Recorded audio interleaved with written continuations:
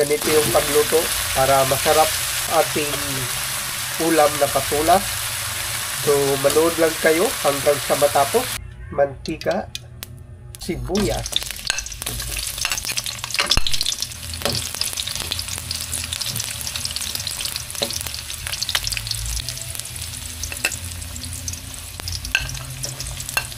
bawang,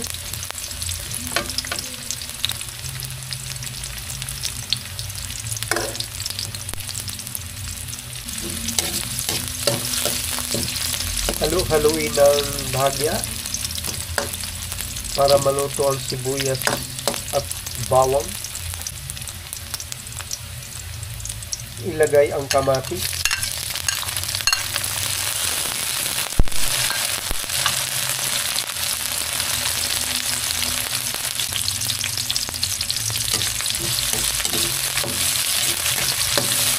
Hintayin natin na madurog yung kamatis.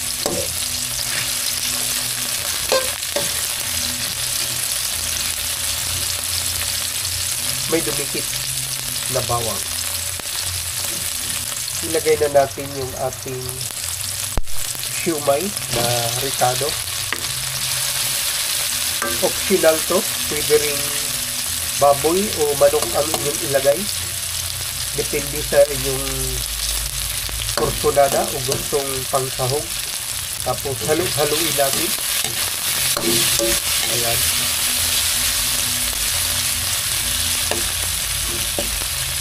At alam nyo medyo okay na yung ating siumay at mga ricado. So ilagay na natin yung ating patola. Ganito yung pagluto para masarap ang ating ulam na patula. So manood lang kayo hanggang sa matapos para magkaroon kayo ng idea kung paano lutuin yung masarap na patula. Pagkatapos nating ilagay yung patula, para mas karoon siya ng lasa, so tubig muna natin ilagay bago ang mga ricado. Tamang tubig lang ang ating ilagay kasi ang ating patula magkakaroon din yan ng tubig kasi nga ang patula ay malambot. So maraming tubig yan, kaya antayin natin na maluto yung ating patula. Buksan ko na. Lalagyan natin ng cubes pampalasa. Ito pa yung dagdag natin, ang asin. At kumukulo na yung ating patula. Magkakaroon din niya ng dagdag sabaw ang ating patula dahil ito ay matubig. So hayaan muna natin kumukulo ang ating patula.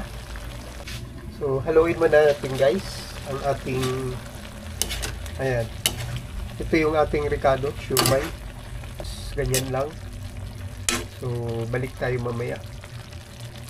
Pag medyo luto na yung ating patula, ilagay natin yung ating susunod na ricado. Abangan nyo. Kasi masarap ito. Naputahin natin. Itong putahin natin ay masarap yan. So, ilagay na natin yung ating hipon. Ito yung pampasarap guys. Ang hipon. Yan. Yan.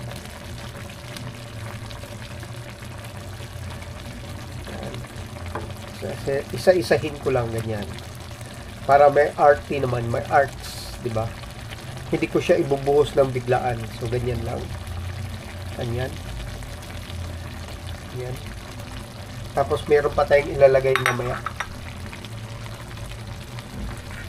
So, takpan ko muna para ating babalikan. So ilagay na natin yung ating, ayan, miswa. Ito yung paborito ng mga dalaga o kaya wala pang mga asawa. Iba ang tawag sa dalaga ay miss. Ayan, takpan natin. Ayan, muna natin na maluto. Tapos mamaya haluin natin. Ito yung masarap na luto guys, na simple lang. So pag may patula kayo, pwede ring karne ilagay nyo, pwede ring hipon, depende sa inyo kung ano yung gusto nyo. So ayan, ang gagawin natin guys, haluin na natin yung ating miswa. Ayan,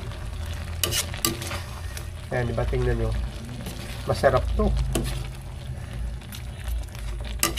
Ayan, ito yung paborito ng mga dalaga, miswa.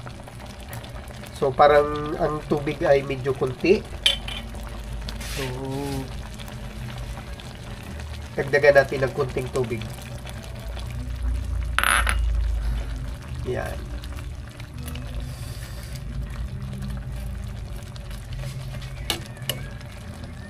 So ito ang ating ulam guys. Talagang ano na yan, luto na.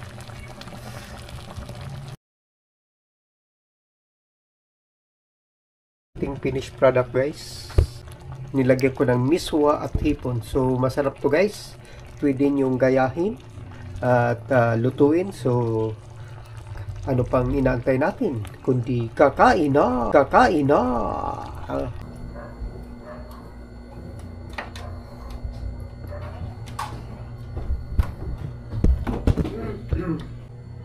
Okay guys, magandang gabi sa inyong lahat. Ito naman po yung lingkod, si Papa Rix. Meron naman akong bago ngayong putahin inahanda para sa inyo. Ito yung aming putahin ngayon guys, patula na may miswa, may hipon, at saka may ano pa yun? Siumay. So talagang malasa to at masarap guys. Kaya umpisahan na natin bago lumamig ang ating pagkain. So ito yung aming rice.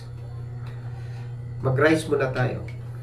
Kasi ito yung kumbaga ano, dagdag bigat ng ating katawan. Ayan. So ako ay nagpapasalamat pala sa mga ano nanood ng aking huling upload, yung pinakbit. So ito naman ngayon ay miswa na may patula na may hipon. May siumay. So itong patula guys, ano lang to, bali wow, 2 piraso 61. So 80 kasi ang kilo. Tapos yung miswa 5 piso isa, bali 2 lang nilagay ko. Tapos yung hipon 1/4 lang, 1/10. So okay na yun. Ito yung tinatawag na budget meal. Itong ulam namin mga 5 tao. Kasya na to, 6. So pag di maubos, alam na kung saan nilagay.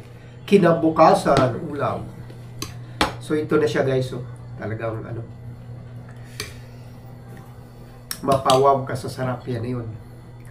So umpisa na natin bago lumamig. So mag-pray muna tayo at magpapasalamat sa ating Panginoon sa biyayang pinagkaloob niya po sa atin sa araw-araw. Lord, kami po ay nagpapasalamat muli sa kaloob niyo pong pagkain sa amin sa gabi ito. Maraming salamat po at magandang gabi. So umpisa na natin guys. Kanin.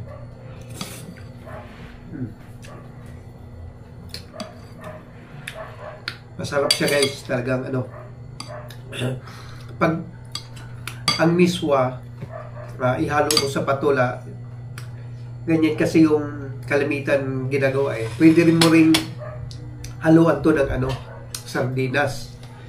Yung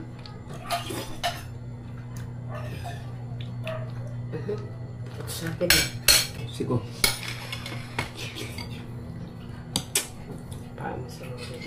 Ito kasi patula guys, malambot to. Pag medyo ang ano yung ngipin nyo, medyo kumbaga kukunti lang ngipin nyo, bagay ito kasi malambot yung patula. Pag naluto na kasi yan, nagkakaroon siya ng sabaw tapos malambot. So ang kagandahan nitong patula guys, alam nyo, di ba pag nilaga natin siya, lalabas yung kanyang katas. Yung sabaw nito malasa. Sa madaling salita, malasa ang patula maski wala pang timpla. Tapos yung nilagay ko lang nito cubes. Hipon yung nilagay ko dahil may hipon akong sahog. Tapos ang ilagay mong asin, medyo katamtamang lang.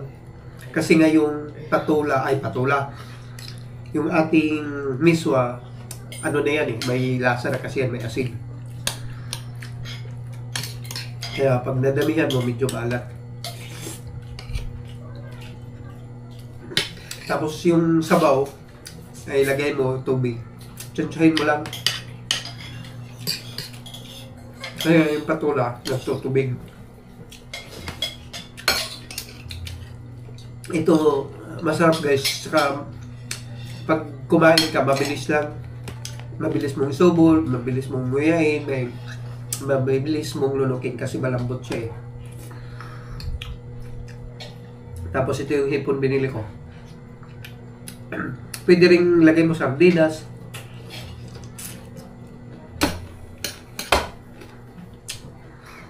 Depende sa ano na gusto mong isahog.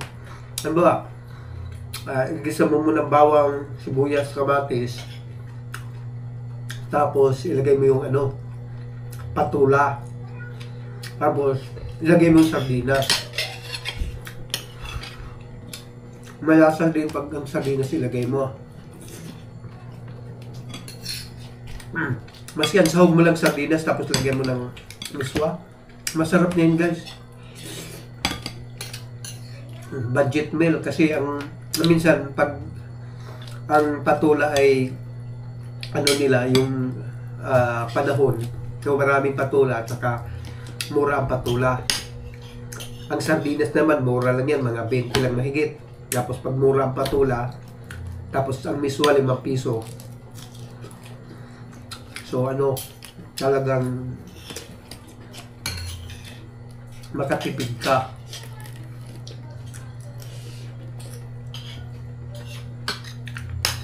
Ang ginagawa ko kasi guys, minsan, diba, nagluluto ako ng mga gulay. Tinataon ko na ano, diba, minsan ang mga gulay natin seasonal. Diba, ngayong buwan nito, maraming gulay na sayote, o kaya repolyo, o kaya kalabasa, o kaya sitaw. Basta ano, kasi pag seasonal kang bumili ng ano, yung mga ulam ng mga gulay, mura kasi. Kaya diyan ka makakabawi ng ano, makakabawi ng pagluto mo, pag-budget mo ng ano mo, pang ulam. Kasi pag hindi pa seasonal, minsan yung isang piraso o kaya kung ano yung klaseng gulay, talagang mahal. Ang palagi lang meron na dito sa amin sa palengke, yung mga talbos ng kamote, talbos ng kangkong, yung alugbate, saka saluyot. Minsan palagi yung nandyan. Kaya kung gusto namin mag-ulam ng haluan namin ng gulay, so namimili kami kung ano yung meron dyan na mas mura, yun ilalagay namin, yun ang lulutuin namin. Ganun ang ano, pag-budget ng ano, ulam.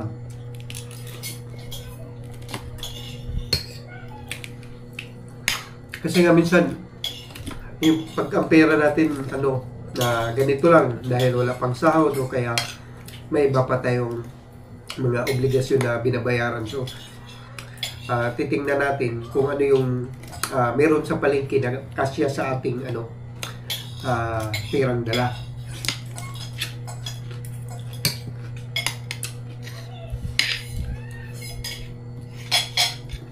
Ganun yung pagbabudget. Pero kung may pera ka naman na medyo alam mong kaya mo bumili ng mga gusto mo, okay lang yun. Kasi karamihan ngayon, pagdating sa pagkain, puro bihira lang yung mura eh. Lalo pag bumili sa mga supermarket.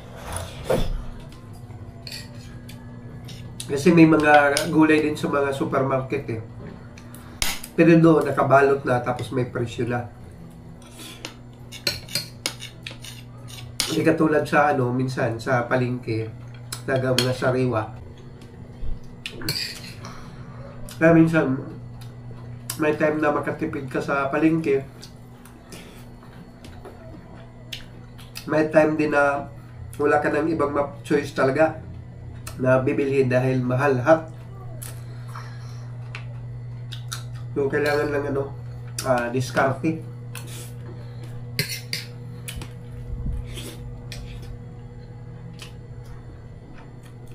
Ito namang siumay guys, lang to. Bumili ako ng kalahati.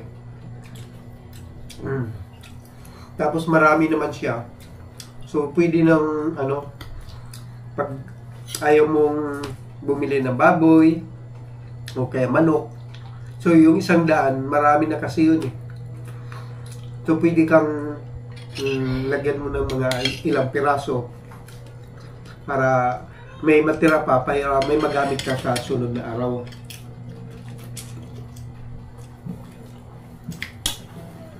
Pwede rin hindi mo gamitin pangsahog. Pwede mo iprito, tapos may sausawan ka lang, solve na, tapos itlog. Ganun talaga. At gusto mong magtipid, marami naman diyang yung luto na. Dito nga sa lugar namin, maraming yung mga pritong manok. Kaya guys, talagang pag nagluto kayo ng ganito, talagang masarap ang patula. Tapos miswa, lagyan mo ng hipon konti. Masarap kainin. Tsaka mabilis kang makaubos ng pagkain kasi malambot. Masarap. Tsaka isa rin to sa paborito kong ulam, patula. Tapos may miswa. Minsan lagyan lang namin ng sardinas. Lalo, talaga, medyo magtipid ka, sardinas lang. Solve na. Ito, medyo, ang hipon kasi medyo malaki, tapos 1/4 contain. So, nilagyan ko na lang para medyo may sangkap tayo. Yan. Na malasa, mayroon pang tira guys, para bukas pa yan.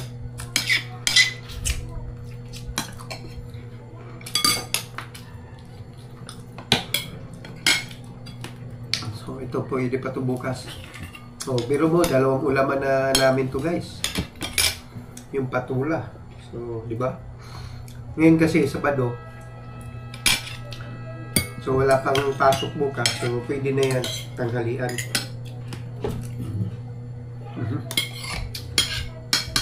Para makatipid ka.